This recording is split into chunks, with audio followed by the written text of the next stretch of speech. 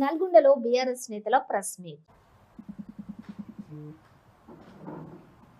మరి TRS party BRS పార్టీకి సంబంధించినటువంటి వర్కింగ్ ప్రెసిడెంట్ అయినటువంటి కల్వకుంట్ల తారక రామారావు గారు మంచి ఆలోచనతోటి మరి ఖచ్చితంగా పర్మిషన్ ఇచ్చిన తర్వాతనే నల్గొండ జిల్లాలో ఉమ్మడి నల్గొండ జిల్లాలో రైతు మహాధర్నా కార్యక్రమాన్ని ఏర్పాటు చేయాలని నిర్ణయించుకోవడం జరిగింది.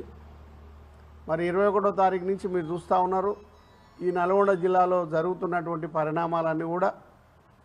మరి కేటీఆర్ గారి రైతు మహాధర్నా అంటేనే ఇలా భయపడే స్థాయికి ఇలా కాంగ్రెస్ పార్టీ మరి రేవంత్ రెడ్డి గారు వచ్చిన సందర్భం, మరి అదేవిధంగా మంత్రులందరూ కూడా ఉలికి పడుతూ ఉన్నారు. కేటీఆర్ గారి ధర్నా అంటేనే ఉలికి పడుతున్నటువంటి సందర్భం. మరి ఆ యొక్క రైతు మహాధర్నా ఆ రోజు మరి వెంటనే లంచ్ మోషన్ ఇస్తే మరి ఈరోజు తీర్పు ఇవ్వడం జరిగింది.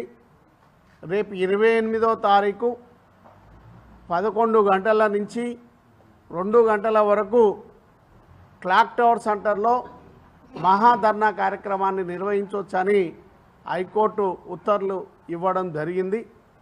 మరి దాన్ని దృష్టిలో ఉంచుకొని రేపు 28వ తారీఖు నాడు మరి కల్వకుంట్ల తారక రామారావు గారు మరి నల్గొండకు రైతు మహాధర్నా కార్యక్రమానికి రాబోతున్న సందర్భంలో మరి ఉమ్మడి నల్గొండ జిల్లా ప్రజలందరినీ కూడా కోరుతా ఉన్నాను, భారీ ఎత్తున కదిలి రావాల్సినటువంటి అవసరం ఉంది.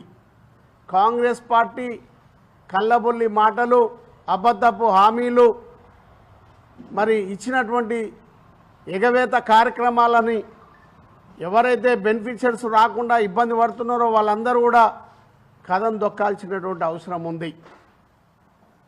మరి అటు రుణమాఫీ చేసినట్టే చేసి 30% రైతాంగానికే ఇవ్వడం జరిగింది. ఇంకా 60-70% రైతాంగానికి రుణమాఫీ జరగలే.